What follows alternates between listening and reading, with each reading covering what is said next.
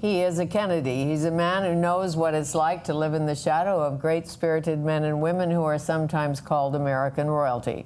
Like his father, Senator Ted, and his uncle, President Jack Patrick Kennedy, has a passion for public service, changing wrong government policy, and I suspect for sailing, flag football, Portuguese water dogs, and Cape Cod summers, too. He is open about his past addictions and mistakes and his personal struggles with depression. Hence, he is the co-founder of One Mind for Research and co-founder of Project SAM, which stands for Smart Approaches to Marijuana.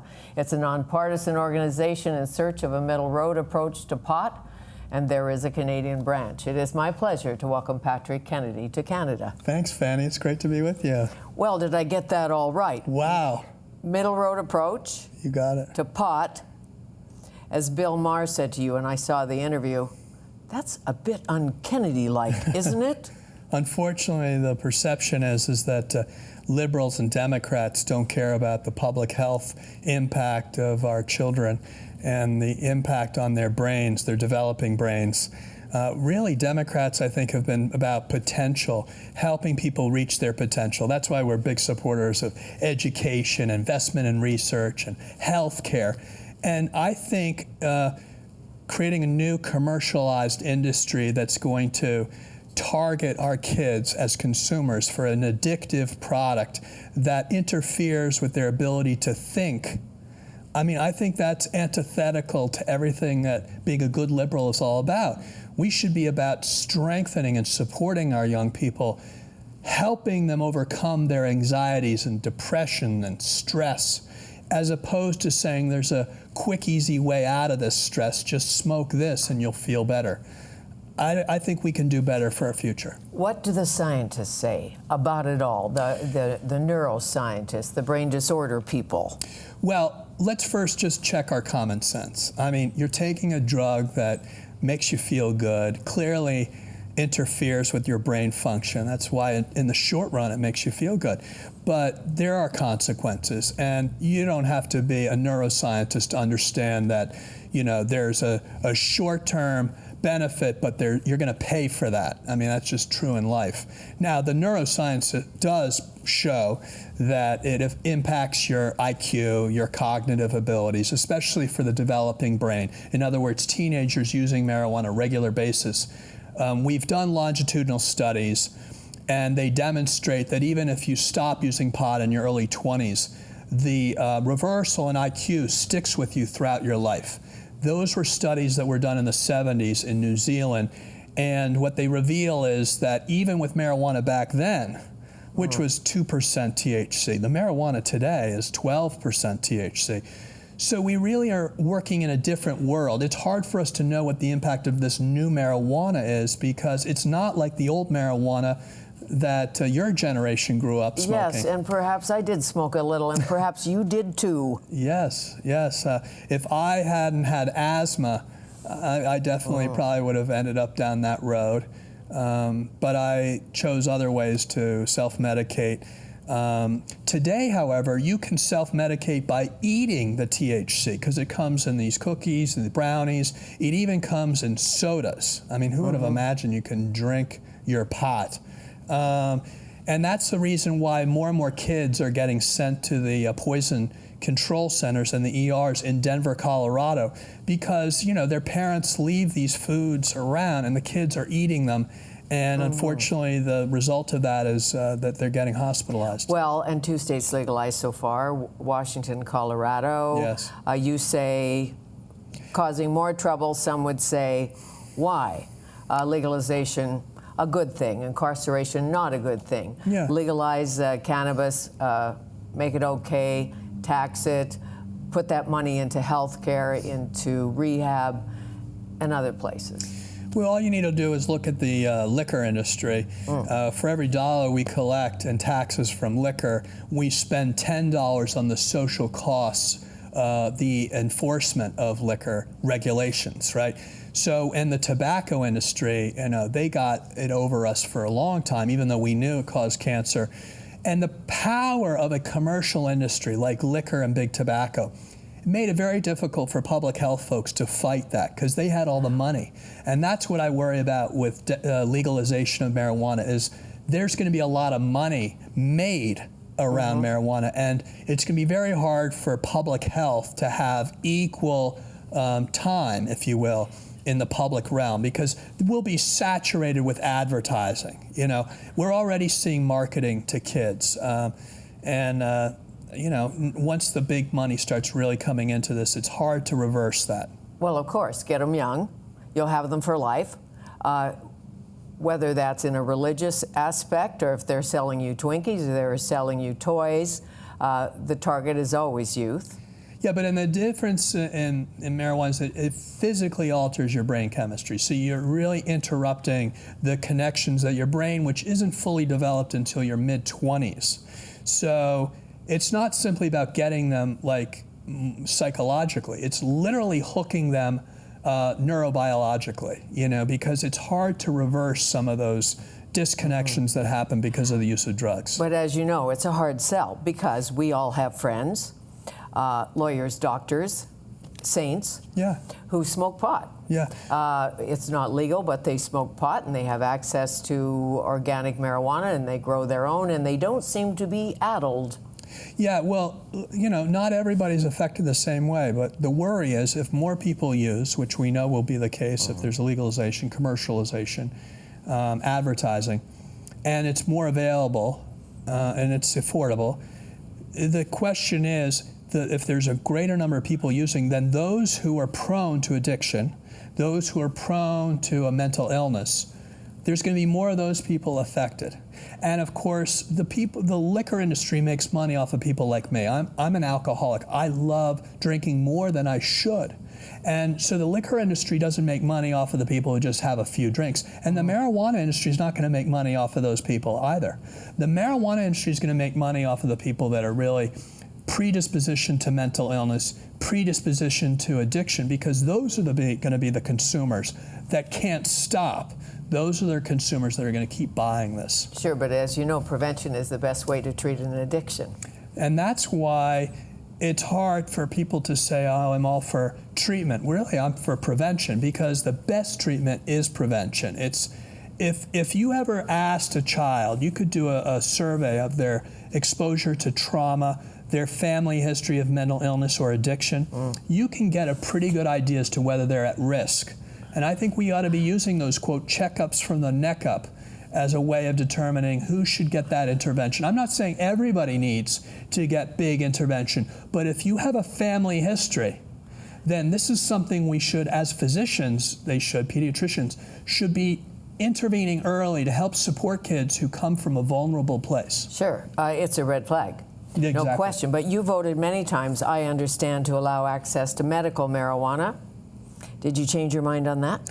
I did. I, like most Americans, I think most anybody, my family have all had cancer. My mom, dad, sister, and brother.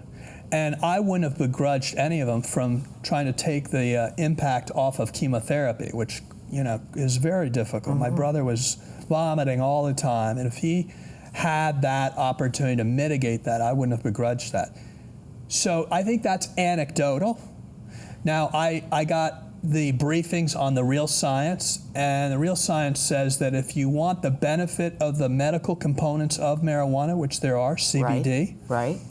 You can get that to patients through what's known as an investigative new drug, meaning you can enlist their physicians, like, for example, physicians who treat epilepsy. Just like here in Canada, you have a drug called Sativex, which is CBD, treats epilepsy. We don't have it legalized in our country. Right. But if we did, you could treat those people. Right now in America, people are using the sad story of these kids with epilepsy as a Trojan horse to get legalization, because they're playing on people's sympathy for these kids. Sure, the train has left the station on legalization in the United States. It appears. Is that so? When you sit down with President Obama, when you talk to Joe Biden? I think people are, our country is made up of states, and they're called the laboratories of democracy, because we try things and we often don't go very much further because they fail at the state level. I'm hoping that will be the case with marijuana. We're already seeing the detrimental impact of legalization in Denver and in the rest of Colorado. And I think understanding that impact will help us see what the future holds. So other states that might be thinking, oh, this might be a good source of revenue, will actually see the higher rates of drugged driving, the higher rates of poison, the higher dropout rates amongst teenagers, the higher everything that comes with legalization. We're going to now be able to see it. So it's not a question of my opinion versus your opinion. It's a question of what are the real facts. And the facts are pretty compelling now. So you think President Obama is on the wrong path? I think President Obama comes from a position, it's totally understandable, that the war on drugs really became a war on people with mental illness and addiction. We have incarcerated our way out of this problem, and it's a tragedy for millions of Americans. And I am thinking that we need to reform our criminal justice system, but I don't think we need to go all the way on the pendulum where we actually legalize. I think we can have alternative sentencing. I think we can have treatment. And as I said, I think we can have a public health approach that prevents someone from ever ending up in crisis where they're actually getting arrested. To all drugs. All drugs. I mean, we have to do a much better job. Alcohol is the big one. Alcohol is the real killer. But alcohol's already out there, and alcohol has 5 lobbyists for every member of Congress. So it's hard for me to make a dent in helping to curtail alcohol because the power of the money behind alcohol. You bet. Firmly entrenched. So the challenge we have now is stopping marijuana from becoming the new big tobacco, or, if you will, the new liquor industry. And the other argument is that if indeed it was legalized, some of the cartels would shut down, some of the Hells Angels would get out of the business, some of the criminals would get out of the business. That's the argument. The reality is that when you increase the demand, which is what legalization has done, you know, they're running out in these regular dispensaries. So the cartels are actually got a market now, and they're operating with impunity now because no one is enforcing the law. So it's actually a shield, ironically, for cartels. Do you have any idea how many people don't smoke pot because it's illegal? Do you know what I mean? No, I know what you mean. I know what you mean, but you know, we know that alcohol is what most kids, it's over 50% of kids as teenagers use alcohol because it's accessible, it's legal, and it's celebrated in the culture. I mean, you can't turn on the TV and not see the NFL promote, you know, this and that. And I think while we all know marijuana is widely available, we don't have the kind of saturation of advertising like we have. And I think there still is some risk to using, and I think that's being diminished now because people think, oh, everyone's using, no big deal. And what we see is when the permissiveness of it goes down, the use goes up, and that's the real worry on the public health side. But as you know, no matter what the culture, an indigenous culture, our culture, you go to Borneo, they're altering their consciousness at whatever the human being wants to do that. Right. I mean, it's a human frailty. And what I don't like is that there's an industry that is going to prey on people who have more frailty than others. In other words, we all are human beings. We have weaknesses.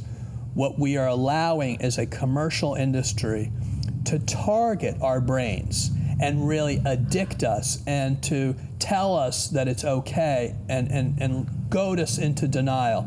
I just don't think that's healthy for a country that wants to be a first-rate nation. But on the legal side, prescription drugs, we go to the doctor, demand a pill. The doctor gives us a pill. You've experienced that. You're OxyContin. Yeah, I was addicted to OxyContin. You're addicted. And look at what happened. Where's the responsibility there? So same issue. So we had a very small group of cancer patients who had real need for better pain management.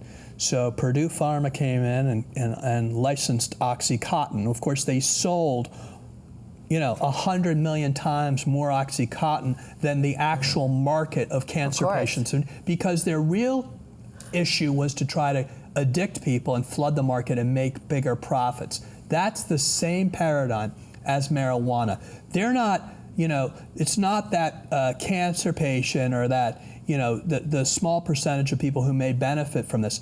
It's the bigger audience that the marijuana is targeting. Well, I've been in pain and you've been in pain, I'm sure, and I've gone through a cancer treatment, had a brain aneurysm, all of that, and I would take anything they'd give me, trust me. That's it. As you know, morphine, heroin, whatever it takes to put me on the right path at that level. Yeah.